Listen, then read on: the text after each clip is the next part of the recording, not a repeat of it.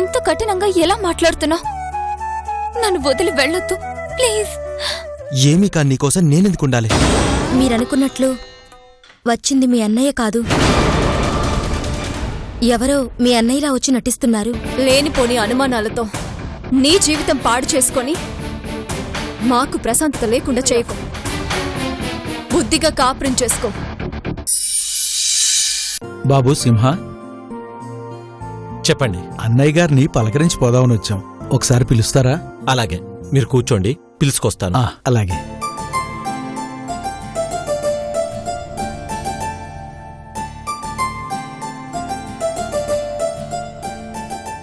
అమ్మా అర్చన. ఏంటన్నా? అన్నయ్య ఎక్కడున్నాడు? గదిలో ఉన్నట్టున్నాడు. ఏం లేదమ్మా, అన్నయ్య తిరిగొచ్చాక అన్నయ్య ఊర్లోకి వెళ్ళలేదు కదా, అందుకే అన్నను పరామర్శించటానికి గ్రామ పెద్దలొచ్చారు.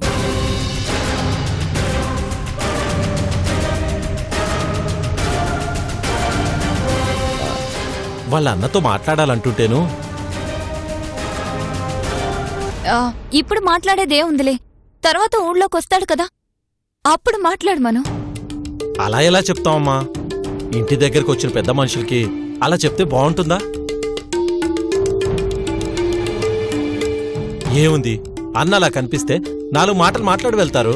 అంటే అలా అని కాదు, అన్నయ్య ఇప్పుడిప్పుడే కోలుకుంటున్నాడు కదా, మళ్ళీ వాళ్ళు అవి ఇవి మాట్లాడి ఇప్పుడు జరిగినవన్నీ గుర్తు చేస్తే అన్నయ్య బాధపడితే బాగోదని నా ఉద్దేశం. అదంతా ఏం ఉండదులేమ్మా, ఇంత దూరం ఇంటి దగ్గరకు వచ్చిన వాళ్ళని వెళ్ళమని ఎలా అంటాం? ఇదిగో అన్నయ్య, నీకు అర్థం కాదు, ఇప్పుడు కుదరదని చెప్పే. అదేంటమ్మా, తర్వాత వాళ్ళు వచ్చి వెళ్లారని తెలిస్తే అన్న నా మీద ఎంత సీరియస్ అవుతాడో తెలుసా? అలాంటిదేమీ ఉండదు, అన్నయ్య ఏమీ అనడు. అన్నయ్యతో నేను చెప్తాను కదా, నువ్వు వెళ్ళి మాట్లాడి కుదరదని చెప్పు. ఏంటి సింహ? అన్నా, నిన్ను పలకరించాలని మన గ్రామ పెద్దలిద్దరొచ్చారన్నా, ఒక్కసారి నువ్వు వస్తే. ఓహో అలాగా, అయితే పద.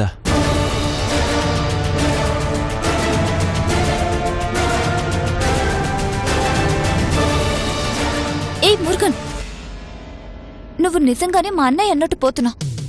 వచ్చింది గ్రామ పెద్దలు, ఇంట్లో వాళ్ళంటే వాళ్ళ గురించి నేను చెప్పాను కాబట్టి ఏదో మేనేజ్ చేస్తూ వస్తున్నా. కానీ వాళ్ళు బయట వాళ్ళు ఏదో అడిగితే నువ్వేదో చెప్తే అనవసరంగా దొరికిపోతాం. కామ్గా లోపలికి వెళ్ళు. పర్లేదులేమ్మా, మాట్లాడాలని వచ్చినప్పుడు పలకరించకపోతే ఏం బాగుంటుంది? వాళ్ళని చూసి దాక్కోమంటావా? దాక్కోక నీకు నువ్వే బయటపడతావా? నువ్వు లోపలికి వెళ్ళు, వాళ్ళని నేను మేనేజ్ చేసి పంపిస్తాను. ఏం కాదు, నేను చూసుకుంటాను కదా. ఏంటి నువ్వు చూసుకునేది? దొరికేవంటే మొత్తం నా ప్లాన్ అంతా సర్వనాశనం అయిపోతుంది. నీకు ఏం కాదు, నీ ప్లాన్కేం కాదు, నేనున్నాను కదా. మురుగన్, అన్నయ్య అన్నయ్య, అయ్యో బాబోయ్, ఈ మురుగన్ మాట వినకుండా ఇలా చేస్తున్నాడు. బయట ఏం చేస్తాడేమో.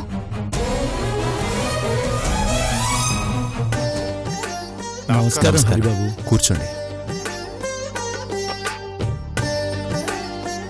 ఏం సుబ్బయ్య గారు, ఎలా ఉన్నారు? బావున్నాం బాబు. మీకిలా జరిగిందని తెలిసి ఊరంతా అల్లాడిపోయింది. మా ఊరి దేవుడికి ఇంత కష్టం వచ్చింది, మా ఊరి దేవుడు మాకు లేకుండా పోయాడని అందరం బాధపడ్డాం. మీ అందరి అభిమానమే నన్ను కాపాడింది. మీరు తిరిగొచ్చారని తెలిసాక ఎప్పుడెప్పుడు చూద్దామా అని అనుకున్నాం.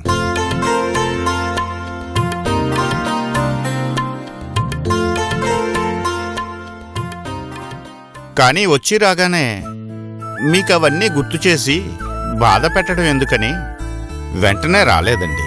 అయ్యో పర్వాలేదండి, నన్ను పలకరించాలని ఇంత దూరం వచ్చారు, అది చాలు. నా కుటుంబం వేరు, ఈ ఊరు వేరని నేనెప్పుడూ అనుకోలేదు. ఈ ఊర్లో అందరూ నా కుటుంబమే. మీరు ఎప్పుడు పలకరించాలన్నా రావచ్చు, ఏ టైంలో అయినా రావచ్చు. అదే బాబు, ఈ మంచితనమే మాకు దూరమైందని అందరం అల్లాడిపోయాం.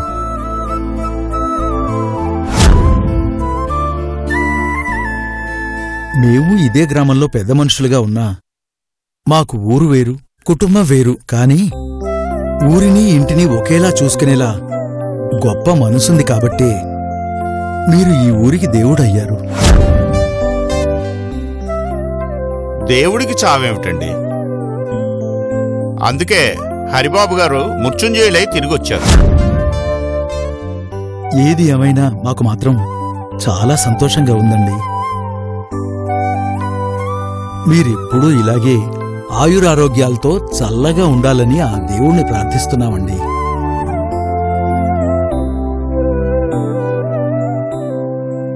సర్లేండి, నాకేం కాలేదు. అదంతా మీ అభిమానం. ఆ దేవుడి దయ వల్ల బ్రతికి బయటపడ్డాను. సుబ్బయ్య గారు, ఆ మధ్య మీ అమ్మాయి పెళ్ళి అని ఏదో అన్నారు. అవును బాబు, పెళ్ళి అనుకున్నాం గాని ఆ అబ్బాయి మంచివాడు కాదని తెలిసింది. వద్దనుకున్నాం. అయ్యో అవునా? ఆడపిల్లని బయటికిచ్చేప్పుడు 1కి 2 సార్లు 4 విధాలుగా ఎంక్వైరీ చేసుకునివ్వాలి. అంతేగాని ఎవరికి పడితే వాళ్ళకిస్తే ఆ పిల్ల జీవితాంతం బాధపడుతుంది. సర్లేండి, నాకు తెలిసిన మంచి సంబంధం ఏదైనా ఉంటే చూస్తాను. ఆహా, మీరు చూస్తే అంతకంటే కావాల్సిందే ఉంది.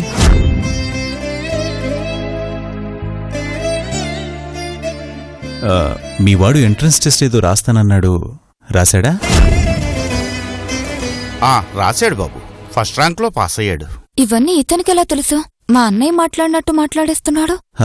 సుబ్బయ్య గారు, మీ అమ్మగారికేదో బాగోలేదు, టౌన్లో చూపించాలి అన్నారు. తీసుకెళ్లారా?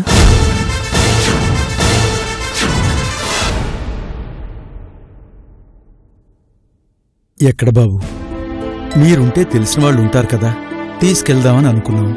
మీకిలా జరిగిందని తెలిసాక ఆ బాధలో ఉండిపోయాం బాబు. అయ్యో భలేవారండి. తల్లికి బాగోలేకపోతే నాకేదో జరిగిందని ఆలోచిస్తూ తల్లికి చూపించకుండా ఉంటారా? సరే, ఒక పని చేయండి. రేపేదో ఒక టైంలో వెళ్ళి అమ్మను చూపించుకుని వద్దాం. రేపు అమ్మతో రెడీగా ఉండండి. నేను సింహాన్ని పంపిస్తాను, వెళ్ళొద్దాం. అలాగే బాబు. సరే, మంచిది బాబు. ఇంక మేము బయలుదేరుతాం. అలాగేనండి. వస్తాం. నమస్కారం. వస్తాం బాబు.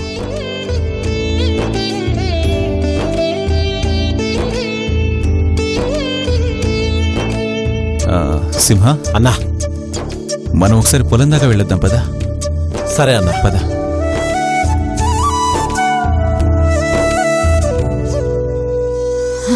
ఏమో, ఏమీ అర్థం కావడం లేదు. వాళ్ళు అడిగిన ప్రశ్నలకు ఏం సమాధానం చెప్పి కొంపలు ముంచుతాడో అనుకుంటే వాళ్ళింట్లో వాళ్లతో సహా ఇతను అడుగుతున్నాడు. ఈ విషయాలన్నీ ఎలా తెలిసి తనకి? మేనేజ్ చేస్తానంటూ బాగానే మేనేజ్ చేస్తున్నాడే.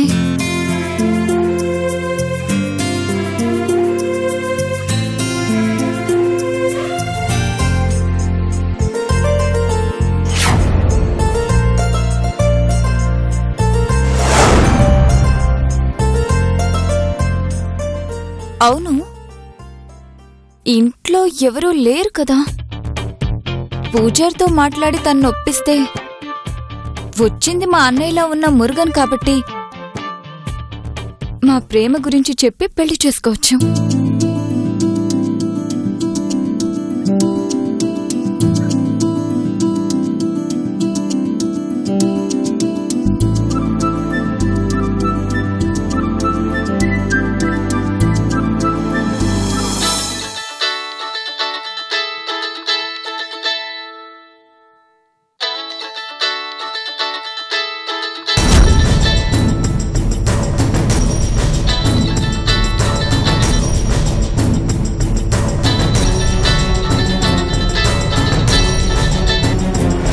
ఏంటి?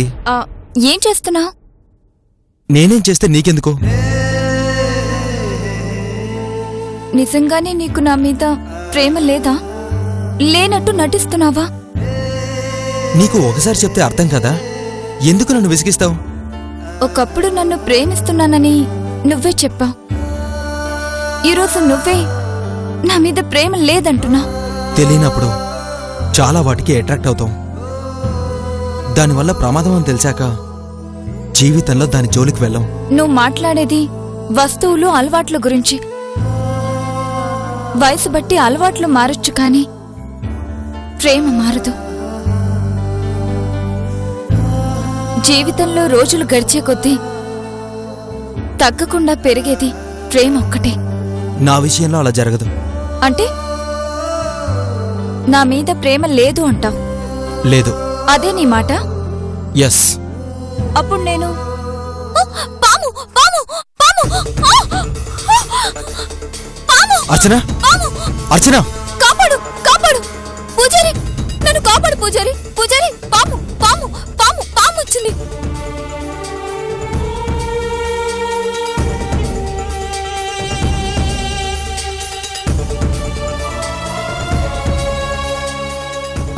అర్చన, అర్చన,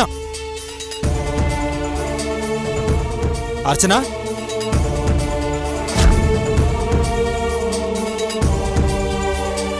అర్చన,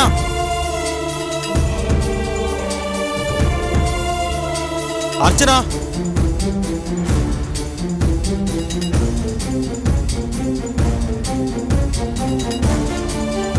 అర్చన,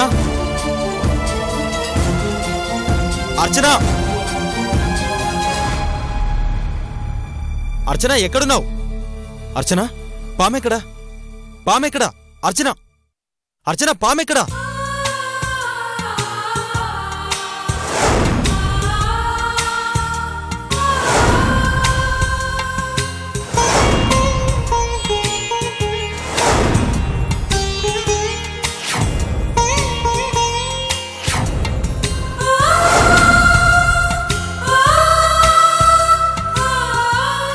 ప్రేమ లేదన్నా మరి పామనగానే నాకేమవుతుందో అని పరుగున వచ్చావు.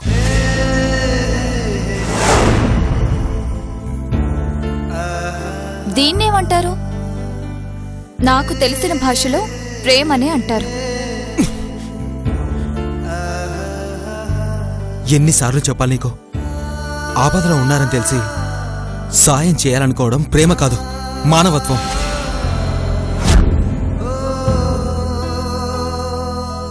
నీకేదో అయ్యిందని ముందు వెనక ఆలోచించకుండా వచ్చాను.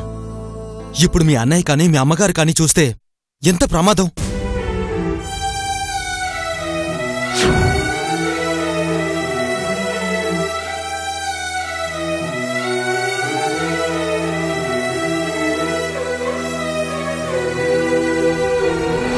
అంత భయపడాల్సిన అవసరం లేదు.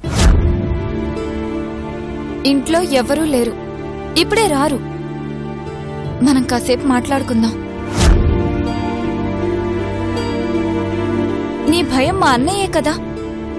మా అన్నయ్య పొలానికి వెళ్ళాడు, ఇప్పట్లో రాడు.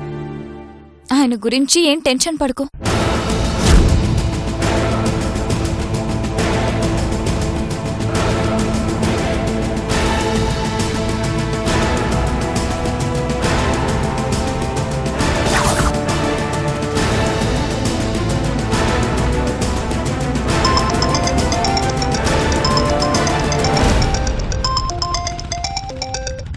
హలో, నేను అన్నతో ఉన్నాను, తర్వాత మాట్లాడతాను. సరే. ఎవరు సింహ? మన భాస్కర్లే అన్నా. మాట్లాడకపోయావా? ఇంపార్టెంట్ కాదులే అన్నా.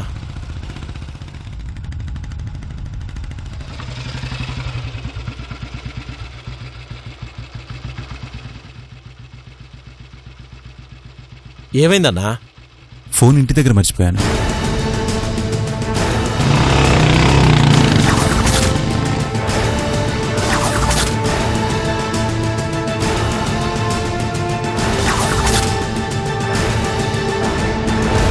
అసలు నీ ప్రాబ్లం ఏంటి? నన్ను ప్రేమిస్తే మా కుటుంబాలు విడిపోతాయి, మా అన్నయ్య మా అక్కని ఇంకా దూరం చేసుకుంటాడు, మా అక్క మేము ఎప్పటికీ కలవ్వేమో, ఇదేగా నీ బాధ? అలాంటిదేమీ జరగదు, నేను చెప్తున్నాను కదా. జరుగుతున్నది అదే కదా. ఇప్పుడు కొత్తగా నువ్వు చెప్పేదేంటి? చచ్చి బ్రతికొచ్చినా కూడా మీ అన్నయ్య మనసు మారలేదు. నా ఇంట్లో ఎందుకున్నావని బయటకు పంపించేశాడు. అలాంటి మనిషి మారతాడు, మన పెళ్లికి ఒప్పుకుంటాడని నువ్వెలా అనుకుంటున్నావు? పూజారి, అప్పుడు అన్నయ్య వేరు, ఇప్పుడు అన్నయ్య వేరు.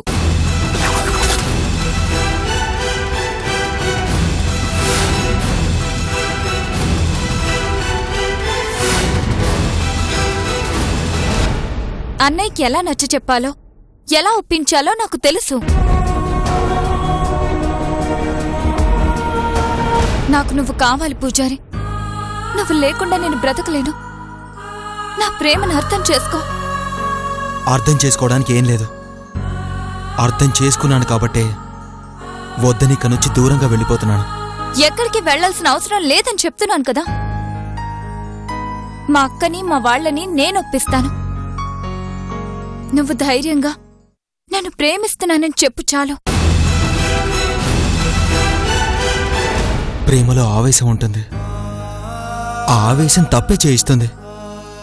ప్రేమించాం కదా అని నాకు నువ్వు దక్కితే చాలని నేను, నీకు నేను దక్కితే చాలని నువ్వనుకుంటే సరిపోదు. మనల్ని కలపాలని పెద్దవాళ్ళు అనుకోవాలి. వాళ్ళు మనల్ని ఆశీర్వదించాలి. అంతేగాని మన వల్ల వాళ్ళు విడిపోయే పరిస్థితి రాకూడదు. రాదు. నేను చెప్తున్నాను కదా. మా అన్నయ్య ఏమంటాడో అని భయపడాల్సిన నేనే ఇంత ధైర్యంగా చెప్తున్నానంటే అర్థం చేసుకో. మా అన్నయ్య ఇంతకు ముందులా కాదు. ఇప్పుడు నా మాట ఖచ్చితంగా వింటాడు. ఇంతకు ముందు విననివాడు ఇప్పుడెందుకు వింటాడు? దాని లెక్కలు దానుకున్నాయి. అదంతా నీకు తెలీదు. మా అన్నయ్యని పెళ్లికి నేనొప్పిస్తాను.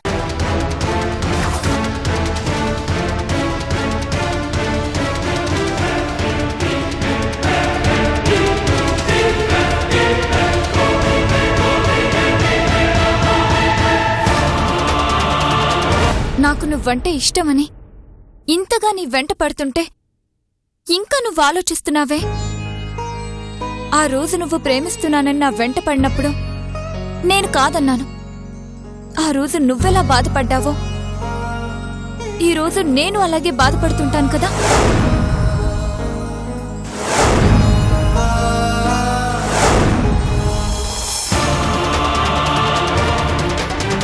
ప్రేమలో ప్రేమించే స్థాయిలో తేడాలుంటాయేమో కాని ప్రేమ వల్ల కలిగే బాధలో తేడాలుండవు పూజారి.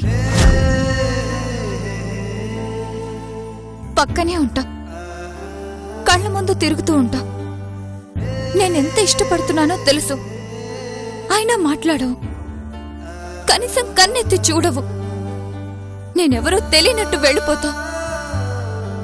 అప్పుడు నాకెంత నరకంగా ఉంటుందో తెలుసా. నీ గురించి నేను లోపల ఎంత అల్లాడిపోతున్నానో తెలుసా. వద్దు పూజారి, నువ్వేదేదో ఊహించుకొని నన్నిలా బాధ పెట్టడం న్యాయం కాదు. నా ప్రేమ నిజం. నీతో కలిసి బతకాలన్న ఆశ నిజం. అందుకే నేనెంతగా ప్రాధేయపడుతున్నాను. నువ్వంటే ఇంతగా ఇష్టపడి నేను పరాయి వాళ్ల దగ్గర కాని ఇంట్లో వాళ్ల దగ్గర కాని ఒక్క మాట పడినిస్తానా? ఎందుకు నా ప్రేమను అర్థం చేసుకోవు? నన్నింకా దూరం పెట్టి బాధ పెట్టొద్దు పూజారి. నా పెళ్ళంటూ జరిగితే అది నీతోనే జరగాలి. అది జరగని రోజు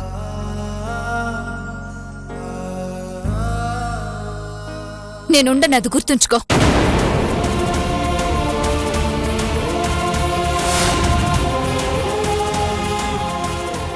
ఆవేశంలో అంటున్నాను అనుకోవద్దు.